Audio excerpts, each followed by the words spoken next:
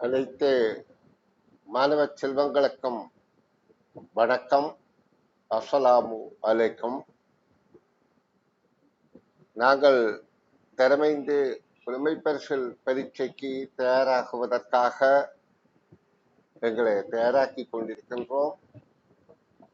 இந்த வகையில நீங்கள் அதிகாலை பொழுதுல அனைத்து மாணவர்களும் தங்களை வீடியோக்களை தயவு செய்து போடவும். ஒரு ஆசிரியர் சொல்வதை பின்பற்றுவதுதான் மாணவருக்கு அழகான செயல். அப்ப ஆசிரியர் உங்களை பார்வையிட வேணும். ஏன் எவ்வளவு நீங்க ஆர்வமாக இந்த கற்கையில ஈடுபடுகிறீர்கள் என்று. இந்த அதிகாலை பொழுதுல நீங்கள் எழுந்திருந்து இந்த முயற்சியில ஈடுபடுவது உண்மையிலே ஒரு தெய்வீகமான ஒரு காரியம். ஏனென்றால் கல்விதான் மிகச்சிறந்த செல்வமும் மிகச்சிறந்த இறை வழியும். இறைவனை நாங்கள் காண வேண்டுமாயிருந்தால் கல்வி ஊடாகத்தான் கண்டுகொள்ள வேண்டும். அந்த வகையில நீங்கள் இந்த முயற்சியில ஈடுபட்டு இருப்பதைக்கு மிகுந்த சந்தோஷத்தோட நான் வகுப்புக்குள் நுழைகின்றேன். உங்கள் முயற்சிக்கு ஆண்டவர் நிச்சயமாக நிறைந்த பயன் தருவார். நீங்க நம்பிக்கையோட படியுங்கோ, நிச்சயமாக சிறந்த பிறகு கிடைக்கும். கொஞ்சம் ஆர்வமாக கவனமாக கற்பிப்பதை பின்பற்ற பழகுங்க. அதற்காகத்தான் நான் உங்களோட முகங்களை பார்க்கணும் என்று கேட்கிறது. இப்ப உங்களை பார்க்கவே எனக்கு தெரியுது, நீங்க மிகுந்த ஆர்வமா இருக்கிறீர்கள். அதிகாலை பொழுதுல ஆர் படித்தாலும் படிக்க முடியும். சரி பிள்ளைகள், நான் பரீட்சைத்தாளுக்களை நுழைகிறேன். இன்றைக்கு நாங்கள் 2023ஆம் ஆண்டு அரச பரீட்சைத்தாள்ல நேற்று பார்த்த வினாவின் தொடர்ச்சியில இருந்து பார்க்க போகின்றோம். இந்த பக்கத்துல இந்த கடைசி வினா, அதாவது 30வது வினாவில இருந்து நாங்கள் பார்க்கணும். 29 வரையில நாங்கள் நேற்று பார்வையிட்ட நாங்கள் 29வது வினா 28, 29 தகவல்களை ஒழுங்கமைக்கிறது. வசனங்களாகவும் சித்திரப்படங்களாகவும் தரப்பட்டது. அதற்கு நாங்கள் இது முதல் தகவல், இது அடுத்த தகவல் என பார்த்து விடியளிக்க கற்றுக்கொண்டோம். இன்று நாங்கள் 30வது வினாவை வாசித்து விடைகாணும் விளக்கத்தை அறிந்து கொள்வோம். அடித்தளம் சதுரமான ஒரு பெட்டியின் உள்ளோரங்கள் வழியே 16 பால்மார் தகரப்பேணிகள் மூடி மேல்நோக்கி இருக்குமாறு ஒன்றையொன்று அடுத்து வைக்கப்பட்டுள்ளன. அப்பெட்டியின் நடுப்பகுதியில் அதிகபட்சம் இன்னும் எத்தனை அத்தகைய பால்மார் தகரப்பேணிகள் அவ்விதமாக அடுக்கி வைக்கலாம்?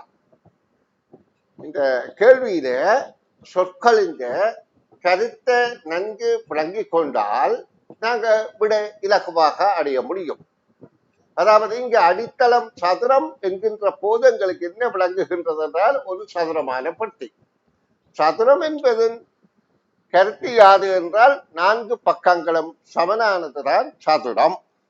அப்ப நாங்க இதை கற்பனை பண்ணுவது மாத்திரமல்ல, இந்த மாதிரியான ஒரு பெட்டியை நாங்கள் குறித்து கொண்டு கேள்விக்கு விடை காண முயற்சிப்போம். அப்ப அடித்தளம் சதுரமான ஒரு பெட்டியில் இப்படியாக அடித்தளம் சதுரமாக இருக்கின்றது ஒரு பெட்டி. அந்த பெட்டிக்குள்ள உள்ளோரங்கள் வழியே, உள் ஓரம் என்பது உள்ளே இருக்கிற கரைகள், இந்த ஓரங்கள் வழியே கரை வழியே 16 பால்மார் தகரப்பேணிகள். இதுல மொத்தம் ஓரங்கள்ல 16 பால்மார் தகரப்பேணிகள் மூடி மேல் நோக்கி இருக்குமாறு, என்னடா கீழ் நோக்கி பால்மா பக்கத்து மாக்கொட்டுன்றனும் இருக்குமாறு ஒன்றையொன்று அடுத்து வைக்கப்படுகின்றது. ஒன்றையொன்று அடுத்து என்றால் இப்படியாக வைக்கப்படுகின்றது, அடுத்து வைக்கப்படுகின்றது. அப்பெட்டியின் நடுப்பகுதியில், இந்த பெட்டியின் நடுப்பகுதி இனிவரும் அந்த பகுதியில் அதிகபட்சம் இன்னும் எத்தனை அத்தகைய பால்மா தகர பேணிகளை அவ்விதமாக அடுக்கி வைக்கலாம். அத்தகைய என்றதை கவனிக்க வேணும், அதாவது அவ்விதமாக என்றதை கவனிக்க வேண்டும். அப்ப அந்த விதமாக அத்தகைய எத்தனை தகர பேணிகளை அடுக்கி வைக்கலாம் என்பதுதான் கேள்வி. அப்ப கேள்வி எங்களுக்கு விளங்கிவிட்ட வழியால் இப்ப எங்களுக்கு விளங்கிவிட்டது ஒரு சதுர பெட்டி அதுக்குள்ள 14 தகர பேணிகள். அப்ப நாங்கள் 14ஐயும் 4 நாளாக அடுக்குவது முறையற்ற செயலாக வரும். பாருங்க, இப்ப இதை 4 பிறகு 4 என்றால் நன்னாங்கு 16 என்று சொன்னால் 4 நாங்கள் இப்படி அடுக்குவோமாக இருந்தால், இங்கே 4 இப்படி அடுக்குவோமாக இருந்தால், இதுக்குள்ள 4 அடுக்கிறது சாத்தியம் இல்லை. இது சதுரப்பட்டிக்கு சாத்தியம் இல்லை. ஏன், இங்கே 6 வந்து விட்டது, இங்கே 4 வந்து விட்டது. அப்ப இது சதுரம் அல்ல. அப்ப இந்த முறையில் அடுக்குவது தவறு. அப்ப எங்களுக்கு விளங்கிவிட்டது. அப்படியே நான்காக அந்த 16 நாளான வகுத்து வருகின்ற நாளாக அடுக்க முடியாது. அப்ப இதில் எங்களுக்கு தெரிய வேண்டும், இந்த தகரப்பேணியிலே அடுக்கப்படுகின்ற பெட்டியின் மூலைகளிலே அடுக்கப்படுகின்ற 4 மூலையிலும் இருக்கின்ற தகரப்பேணிகள் இரு பக்கங்களாலும் எண்ணப்படுகின்றது. இது நாங்கள் இந்த ஒரு தகரப்பேணி சதுரப்பட்டிக்கு ஒரு பக்கத்திலே இத்தனை தகரப்பேணிகள் என்று பார்ப்போமாயிருந்தால், இந்த மூலைகளில் இருக்கிறது 2 தடவையும் எண்ணப்படுகின்றது. இப்படியும் எண்ணப்படுது, இப்படியும் எண்ணப்படுது, இப்படியும் எண்ணப்படுது, இப்படி, அதாவது ஒவ்வொரு மூலையிலும் இருப்பது இது தடவைகள் எண்ணப்படுகின்றது. அப்போ ஒரு தடவைகள் எண்ணுறத நாங்கள் கழிக்க வேண்டும். அப்ப இங்கே இந்த 16ஓடு ஒரு 4 மூலைகள்ல இருக்கிறதையும் நாங்கள் கூட்டினால் 20 தகர பேணிகளாக கற்பனை பண்ணிக்கொள்ள வேண்டும். அப்ப இந்த பக்கத்திலே இன்னும் 3 தகர பேணிகள், அதே அளவான தகர பேணி நான் கீறும்போது சின்னதாக இருக்கின்றது, 3 தகர பேணிகளை அடுக்குதல் வேண்டும்.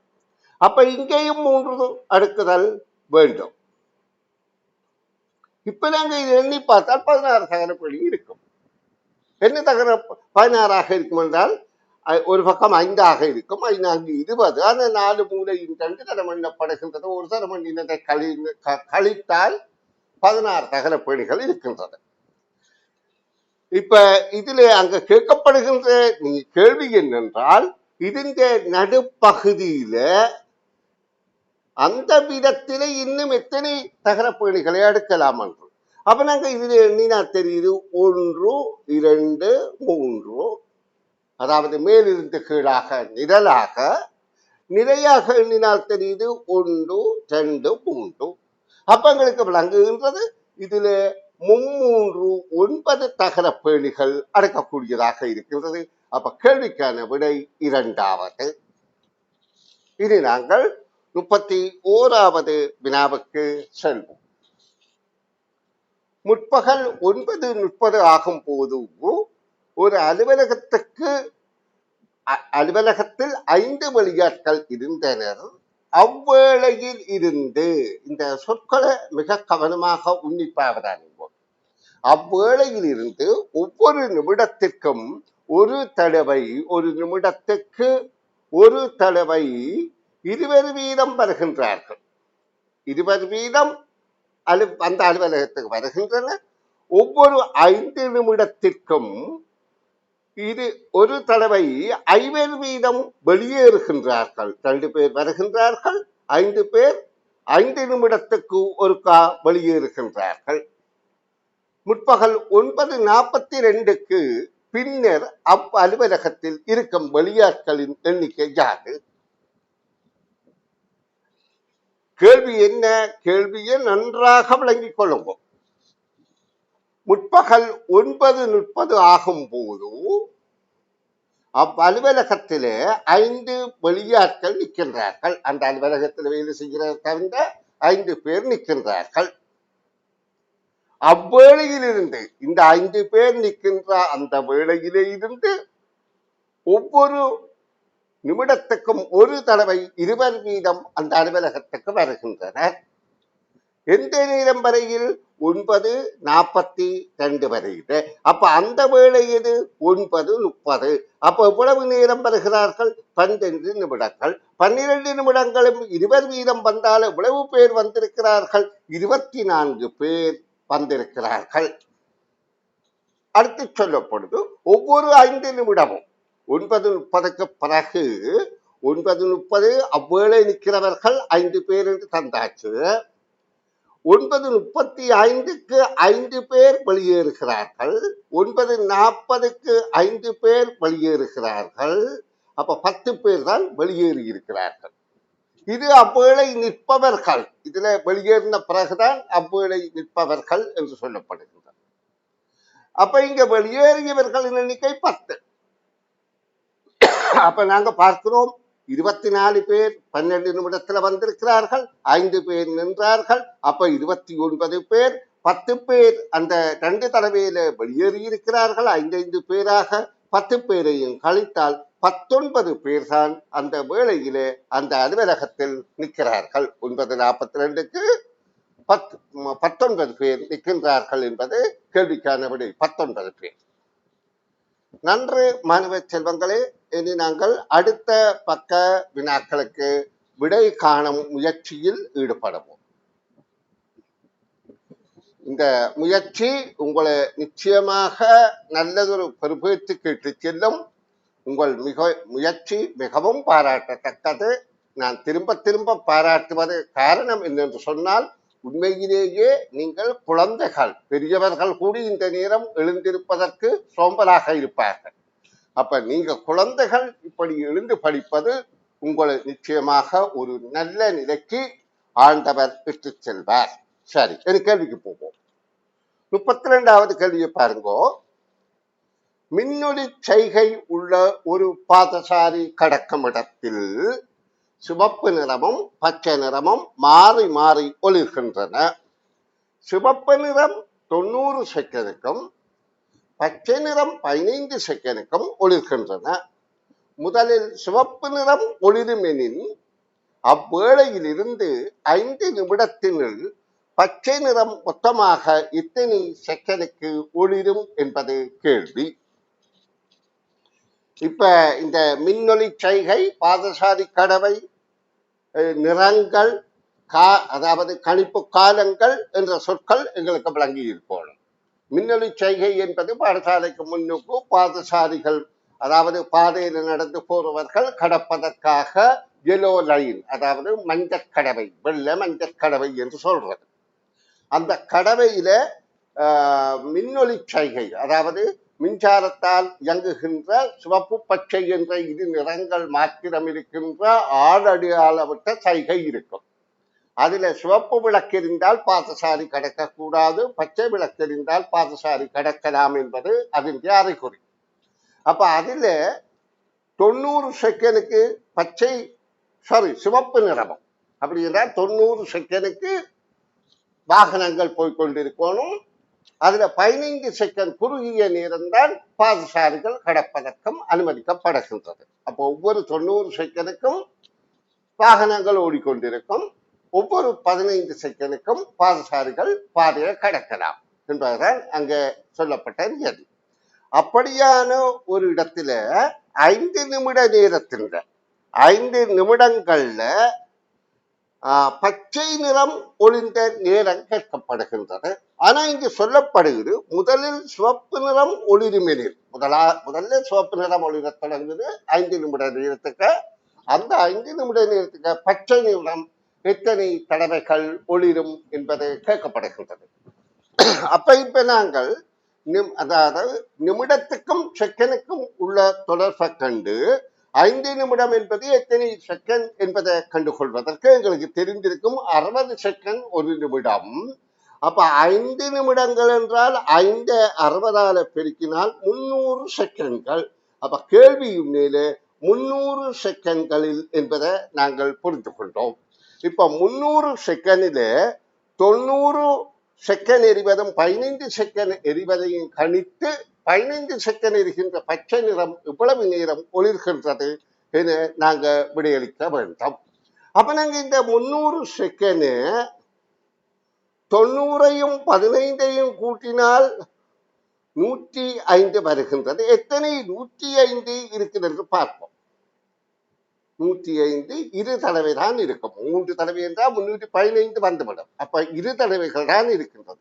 இரு தடவைகள் என்றால் அதை 2ஆல பெருக்கினா 210 செகண்ட்கள். அப்ப மிகுதி 90 செகண்ட்.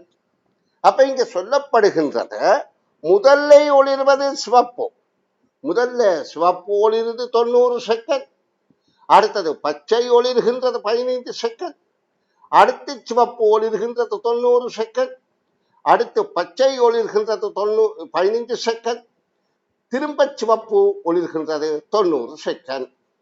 இந்த அளவுதான் அந்த 300 செகண்ட்களும். ஏன் 2 115 105 ஒரு 90 வீதமாக இருப்பதுமாக இருக்கின்றது. அப்ப இப்ப பாருங்க, இதுல பச்சை நிறம் ஒளிர்கின்ற நேரம் எவ்வளவு என்றால் இந்த 15 செகண்ட், இந்த 15 செகண்ட்கள் தான். அவ ரெண்டையும் கூட்டினால் 30 செகண்ட்கள் ஆகும். அப்ப கேள்வி கடினம் அல்ல. கேள்விகளை நாங்கள் வாசித்து பழகி விடியளிக்க தொடங்கினால் நிச்சயமாக கேள்விகள் இலகுவான என்பது உங்களுக்கு நன்றாக புரிகின்றது. இனி நாங்கள் அடுத்த வினாவுக்கு செல்வோம். பின்வரும் பந்தியை வாசிக்க. சிங்கராஜா காடு இலங்கையின் தென்மேற்கில் தாழ்நாட்டு ஈர வலயத்தில் சப்ரகமுவ எல்லைக்கும் தென்மாகாண எல்லைக்கும் உள்ளே அமைந்துள்ளது. அதன் பரப்பளவு ஏறக்குறைய 88.64 சதுர கிலோமீட்டர் என கணிப்பிடப்பட்டுள்ளது. அது பல அரிதான மரங்களினதும் விலங்குகளினதும் பிறப்பிடமாக உள்ளது. யுனெஸ்கோவினால் இது உலக மரபு செல்வமாக பெயரிடப்பட்டுள்ளது. இப்ப இந்த பந்தியை வாசித்தால் எங்களுக்கு புரிய வேணும், அதான் மிக முக்கியம். புரிவதற்கு என்ன தேவை? கொஞ்சம் ஆர்வம் தேவை. என்ன ஆர்வம்? அந்த விடயத்தை ஊன்றி வாசிக்க வேண்டும். இப்ப சிங்கராஜா காடு என்பதை நாங்கள் கேள்விப்பட்டிருக்கிறோம்.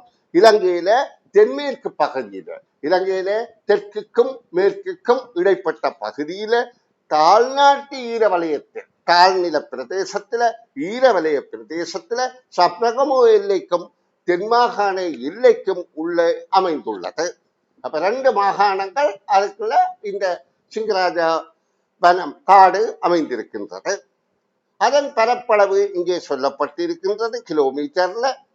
அதுல அந்த பிரதேசத்துல பல அரிதான மரங்களும் விலங்குகளுக்கும் பிறப்பிடமாக உள்ளது. அந்த இடத்துல பல அரிதான என்றால் சிறப்பான, கிடைக்க முடியாத, இலகுவில கிடைக்காது, மிக அரிதான மரங்களும் விலங்குகள் கூடி அங்கு பிறப்பிடமாக இருக்கின்றது, அந்த இடத்துல இருக்கின்றது.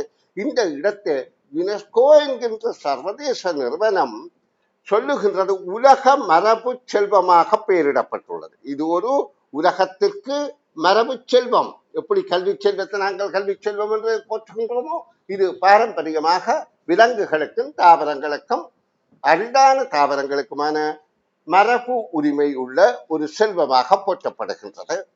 இவங்களுக்கு பந்தி விளங்கிவிட்டது. இனி இங்க கேட்கப்படுறது என்றால் இப்பந்திக்கு ஏற்ப மிகவும் சரியான கூற்று எது? அப்ப பந்தியை வாசித்தோம், பந்தி விளங்கிவிட்டது.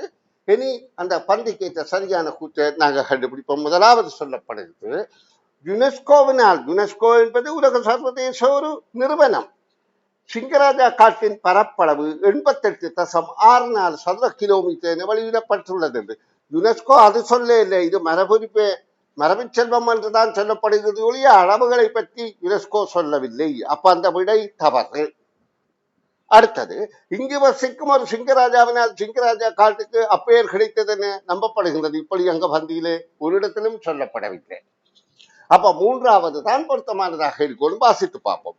சிங்கராஜா காட்டின் ஒரு பகுதி, அதாவது சப்ரகமோ எல்லைக்கும், ஒரு பகுதி சப்ரகமோ மாகாணத்துக்கும், ஒரு பகுதி தென்மாகாண எல்லைக்கும், தென்மாகாணத்துக்கும் உரியனவாகும். அப்ப பொருத்தமான விடை மூன்றாவது என்பது எங்களுக்கு புலனாகின்றது. இனி நாங்கள் அடுத்த வினாவை பார்வையிடுவோம். அடுத்த வினா, நாய் ஓர் ஊனுண்ணி, நிமலனின் செல்ல பிராணியும் ஓர் ஊனுண்ணி ஆகும். அதற்கேற்ப நிமலனின் செல்ல பிராணி பற்றி பெறத்தக்க சிறந்த முடிவு யாது? இங்க பாருங்க, நாய் ஒரு ஊனுண்ணி. ஊனுண்ணி என்றால் மாமிசத்தை மட்டும் உண்பது. நிமலனுடைய செல்ல பிராணியும் ஒரு ஊனுண்ணி. அதுக்காக என்ன பிராணி என்று இங்கே சொல்லப்படவில்லை, அதுவும் ஒரு ஊனுண்ணி. தனிய மாமிசத்தை உண்ணுவது. அதற்கேற்ப நிமலனின் செல்லப்பிராணி பற்றி வரத்தக்க சிறந்த முடிவு ஜாதகத்தை கேட்கப்படுகின்றது. அப்ப இதுல நாயொரு செல்லப்பிராணி என்பது ஒரு தகவல், நிமலஞ்சு செல்லப்பிராணி ஒரு ஊனுண்ணி என்பதும் ஒரு தகவல். ஆனால் நாய்தான் நிமலஞ்சு செல்லப்பிராணி என்று சொல்லப்படவில்லை, நாய் இல்லை என்றும் சொல்லப்படவில்லை. அப்ப சந்தேகமின்றி ஒரு நாயாகும் என்பது இங்கு சொல்லப்படாதபடியால் நாங்கள் விடையாக கருத முடியாது. அப்பது விடையாக கருத முடியாது. அதே நேரம் ஒரு நாயாக இருக்கவோ இல்லாதிருக்கவோ கூடும் என்பதை ஏற்றுக்கொள்ளலாம். இருக்கலாம், இல்லாமல் இருக்கலாம். ஏனென்றால் எங்களுக்கு நிச்சயமாக தெரியாதபடியால் நாங்கள் இப்படி சந்தேகமான விடைகளைத்தான் கொடுக்க வேண்டும். ஏன் தகவல் வாசித்த தகவலை கொண்டுதானே நாங்கள் விடையளிக்கிறோம். அப்ப இது பொருத்தமாக இருக்கலாம். ஒரு நாயன்று என்று நாங்கள் தீர்க்கமாக சொல்ல முடியாது. ஏன் எங்களுக்கு சந்தேகமான விடயங்களை நாங்கள் விடையாக வழங்க முடியாது. ஆகவே இரண்டாவது தான் பொருத்தமான விடை ஆகும், சிறந்த முடிவு ஆகும். இனி நாங்கள் 38வது வினாவை பார்வையிடுவோம். 38வது வினா, சதுர வடிவமுள்ள ஒரு கடதாசி முறிந்த கோடுகள் வழியே மடிக்கப்பட்டு ABC ஆகிய உருக்களில் காட்டப்பட்டுள்ளவாறு ஒரு சீர் காட்டப்பட்டுள்ளவாறு 3 இடங்களிலும் சிறிய பகுதிகளை வெட்டி அகற்றி கடதாசியை முற்றாக விரிக்கும் போது கிடைப்பது யாது? இதில் ஒரு சதுர கடதாசி ABC என்ற 3 வகையில காட்டப்பட்டிருக்கிறது. அதுல சீல காட்டப்பட்ட முறையில 3 இடங்கள்ல சிறிய துவாரங்கள் வெட்டி அகற்றிய பின் இந்த கடதாசியை விரித்து பார்த்தால் எப்படி இருக்கும் என்பது கேட்கப்படுகிறது. அப்ப இதற்கு நாங்கள் கடதாசிகளை வெட்டி பார்க்கிறது கூடி பறிக்க வேண்டுவதற்கு எங்களுக்கு செய்கவியலுக்காக தருகின்ற கால இறுதியாக இந்த வினாவுக்கு அதை மடித்து கத்தரிக்கோல் இருந்தால் வெட்டி பார்த்து விடையளித்தால் மிக தீர்க்கமாக பொருத்தமான விடையாக அமைந்துவிடும். அதுல பிரச்சனையில் அப்படி செய்து பார்க்கிறது அதங்கிற சாதுரியம், புத்திசாலித்தனம். ஆனா அதை விட இன்னும் ஒரு வழி என்னென்று சொன்னால், எங்களுக்கு இங்கே என்ன தோற்றங்கள் வரப்போகின்றது என்றால் பிம்ப தோற்றமும் தலைகீழ் தோற்றமும். பிம்ப தோற்றம் என்றால் இடம்பலம் மாறுபட்டிருக்கும், தலைகீழ் தோற்றம் என்றால் இடம்பலமும் மேல் கீழும் மாறுபட்டிருக்கும் என்பதை நாங்கள் புரிந்து கொண்டால் சரி. இப்ப பாருங்க, நான் ஒரு ஆங்கில எழுத்த பிம்ப தோற்றமாகவும் தலைகீழ் தோற்றமாகவும் உங்களுக்கு எழுதி காட்டுறேன். இதுல பிம்ப தோற்றமாகவும் தலைகீழ் தோற்றமாகவும் இருக்கின்ற நிலைப்பாட்டில் நான் உங்களுக்கு ஒரு ஆங்கில எழுத்தை எழுதி காட்டுகிறேன். பாருங்க, இது ஆங்கில எழுத்து. இதுன்ற பிம்ப தோற்றம் என்றால் இது இடம்பலம் இவ்வாறு மாறி தெரிகின்றது. தலைகீழ் தோற்றம் என்றால் இது அதாவது மாறி கீழ்ப்பகுதி மேலையும் மேற்பகுதி கீழையும் தெரியும். அதாவது இந்த 4 பகுதியாகின்ற போது பிம்பத்தோற்றம் என்கின்ற போது இடம்பலம் மாறுகின்றது, தலைகீழ் என்கின்ற போது இடம்பலம் மாறுபடுவதோட மேல் கீழும் மாறுபடுகின்றது. இது மேற்பகுதி இங்கே கீழ்ப்பகுதியாகவும், இது கீழ்ப்பகுதி இங்கே மேற்பகுதியாகவும் மாறுபடுகிறது. அப்ப இருக்கும் பிம்பத்தோற்றம் இப்படியாக மாறுபடும். இப்படியாக தலைகீழ் பிம்பத்தோற்ற மாறுபாடுகளை பற்றி புரிந்து கொண்டோமாக இருந்தால் இப்ப எங்களுக்கு இதிலே விளக்கம் வந்துவிடும். முதல்ல நாங்கள் பிம்பத்தோற்றத்துல எப்படி இருக்கும், இந்த தோற்றம் இங்கால் வருகின்ற போது பிம்பத்தோற்றமாக எப்படி மாறுபடும், இப்படியாக மாறும். இப்படி ஒரு கோடு, இதுல ஒரு கோடு, இதுல ஒரு கோடு, இது இப்படியாக பிம்பமாக மாறியிருக்கும். தலைகீழ் தோற்றமாக மாறுகின்ற போது மேலே உள்ளது கீழே வருகின்றது. பாருங்கோ, அது இங்கே இருக்கின்றது. மேலே உள்ளது கீழே வருகின்றது, கீழே உள்ளது மேலே வருகின்றது.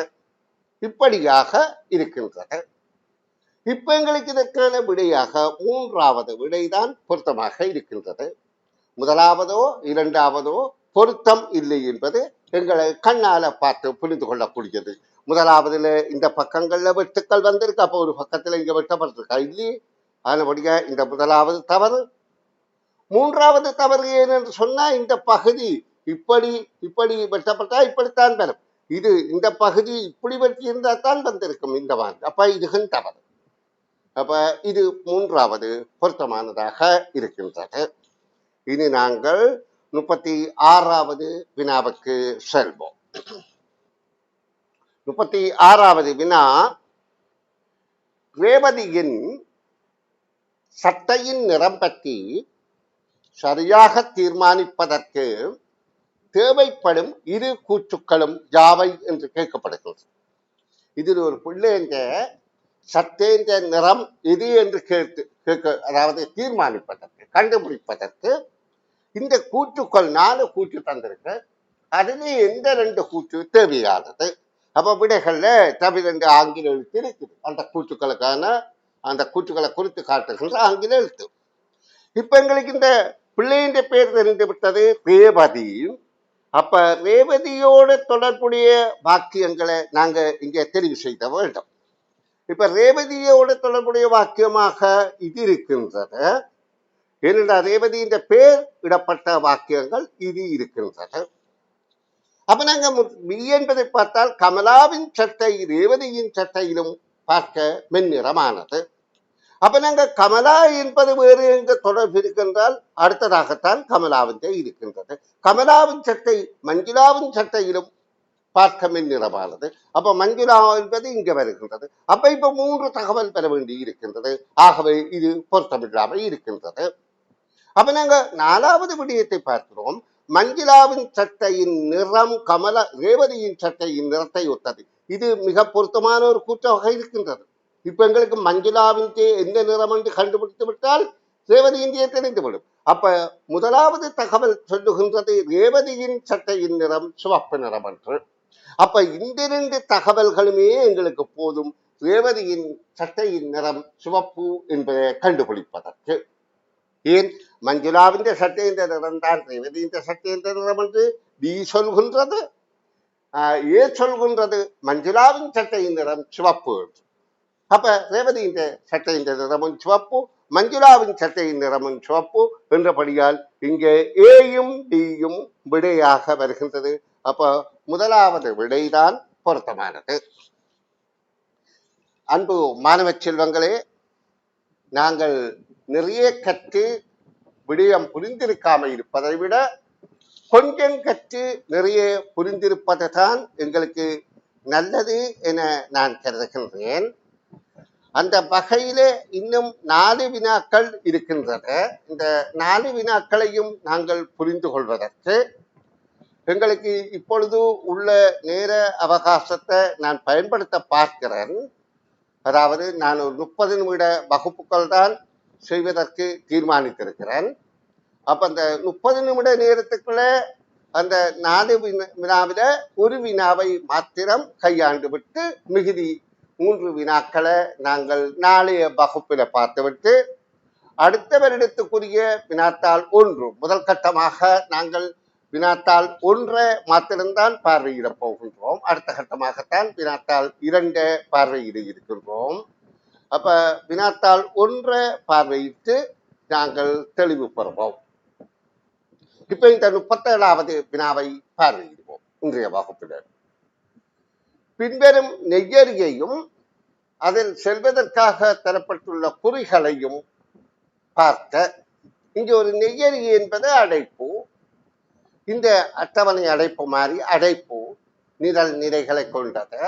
இந்த நெய்யறியில அதில் செல்வதற்காக தரப்பட்டுள்ள குறிகளையும், குறி என்பது இங்கு அடையாளம், அடையாளத்துக்கு தரப்பட்ட அறிவுறுத்தல்கள், அதாவது அது என்ன செய்ய வேண்டும் என்று தரப்பட்ட விடயங்கள், இதனை நாங்கள் பார்த்து இந்த மேற்குறித்த குறிகளுக்கு ஏற்ப பின்வருமாறு இடம் ஏயில் ஆரம்பித்து, இந்த ஏ என்ற இடத்திலே ஆரம்பித்து இந்த குறியீடுகளே எனும் இந்த குறியீடுகளுக்கு ஏற்ப இந்த குறிகளுக்கு ஏற்ப சென்று செல்லும் ஒருவர் முடிக்கும் இடம் யாது என்று கேட்கப்படுகின்றது. அப்ப இந்த குறியீடுகளுக்குரிய கருத்துக்கள் இங்கே தரப்பட்டிருக்கு. அப்ப இந்த குறியீடுகளின் கருத்துக்கேற்ப இங்கே இருந்து ஆரம்பிக்க வேணும். இந்த குறியீடுகளுக்கு ஏற்ற கருப்புக்கு ஏற்ப சென்று இந்த செல்கின்ற ஒருவர் அடையும் இடம் கேட்கப்படுகின்றது. அப்ப நாங்க இதை கவனமாக பின்பற்றுவோம். முதலாவதாக மேற்குறித்த குறியீடு ஏயிலிருந்து ஆரம்பித்தல் வேண்டும். அப்ப முதலாவது இந்த இடத்துல ஆரம்பிக்க வேண்டும் என்று கண்டோம். முதல் குறியீடு இது.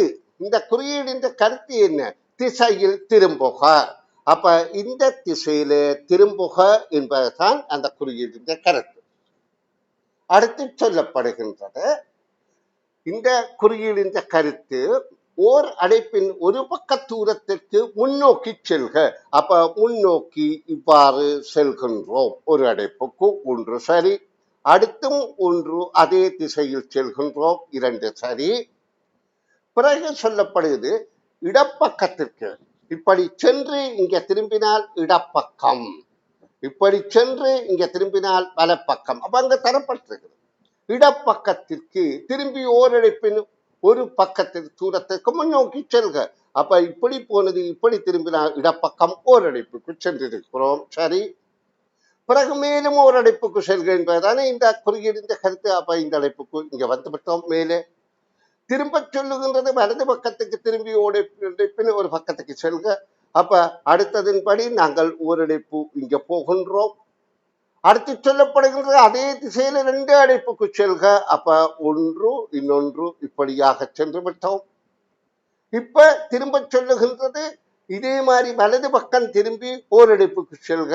அப்ப வலது பக்கம் திரும்பி ஓரடைப்புக்கு சென்று விட்டோம். இது அடுத்தது இன்னும் ஒரு அடைப்பை தாண்டுக, தாண்டி விட்டோம். இப்ப அடைந்த இடம் இது, இந்த இடம்தான் அடைந்திருக்கிறோம். அப்ப அடைந்த இடம் பி என்ற முதலாவது இடம் என்பது தெளிவாகின்றது. அன்பு மாணவ செல்வங்களே, இன்னும் 3 வினாக்களுக்கு விடை காண வேண்டிய சந்தர்ப்பத்தில் நான் நாளைய வகுப்பில் அந்த 3 கேள்விகளையும் தந்து உங்களுக்கு அடுத்த வருட பரீட்சைத்தாள்களையும் உங்களுக்கு காண்பித்து விடை காணும் விளக்கங்கள் வழங்க இருக்கிறேன். நீங்கள் முயற்சியாக படியுங்கள். நிச்சயமாக உங்களுக்கு சிறந்த பெறுபேறு கிடைக்கும். அநேக மாணவர்கள் தங்கள் அதாவது படங்களை வீடியோக்களை போடவில்லை. அதில் ஒரு காரணம் இருக்கின்றது. ஆசிரியர்கள் வீடியோ போட வேண்டிய அவசியம் இல்லை, மாணவர்கள் தான் வீடியோ போட வேண்டும் என்பது உண்மையான கட்டாயம். ஆனால் இங்கே என்ன பிரச்சனை என்று சொன்னால், மாணவர்கள் சோம்பல்ல திரை கொள்கின்றபடியால் ஆசிரியர்கள் இதனை கேட்டு தங்களை பூரண தெளிவான அறிவோடு பிள்ளைகளுக்கு சொல்லிக் கொடுப்பதற்காக அவர்கள் உங்களுக்காக தியாகம் பண்ணி இருப்பதாகத்தான் நான் கருதுகின்றேன். வீடியோ போடாதவர்களை அதுவும் பாராட்டத்தக்க செயல்தான். ஆசிரியர்களோ பெற்றோர்களோ இந்த காணொலியை பார்க்கின்ற போது வீடியோ போட வேண்டிய அவசியம் இல்லை. ஏனென்றால் நான் ஆசிரியரோ பெற்றோரோ எப்படி கற்கிறார்கள் என்பதை பார்க்க வேண்டிய அவசியம் எனக்கும் இல்லை. எனக்கு தேவை பிள்ளைகள் படிக்கிறார்களா. அப்ப நல்ல வகையில படிக்கிறீர்கள் பிள்ளைகள், உங்களுடைய கல்வி சிறந்த பெறுபேறாக இருக்கும். தொடர்ந்து முயற்சியுங்கோ. நான் நீண்ட காலம் இந்த கற்பித்தல் அனுபவம் உள்ளனா. கிட்டத்தட்ட 95ஆம் ஆண்டில இருந்து இந்த கற்பித்தல் துறையில இருக்கிறேன். என்னுடைய முயற்சி உங்களுக்கு நிச்சயமாக சிறந்த பெறுபேறு தரும். ஏனென்றால் முதல் நம்பிக்கை முக்கியம். நம்பிக்கை இருந்தால்தான் நீங்க முன்னேறுவதற்கு நல்ல துடிதுடிப்பாக இருப்பீர்கள். மற்றது மிக சிறந்த ஒரு பெறுவதற்கு நீங்க பெறுவதற்காக நீங்க செய்கிற முயற்சி உண்மையாக ஆண்டவரால் ஆசீர்வதிக்கப்பட்டு நிறைந்த பெறுபேறு கிடைக்கும் என கூறி இந்த இன்றைய வகுப்பை நிறைவு செய்கிறேன். நாளைய வகுப்பிலே சந்திப்போம். பாய் பிள்ளைகள்.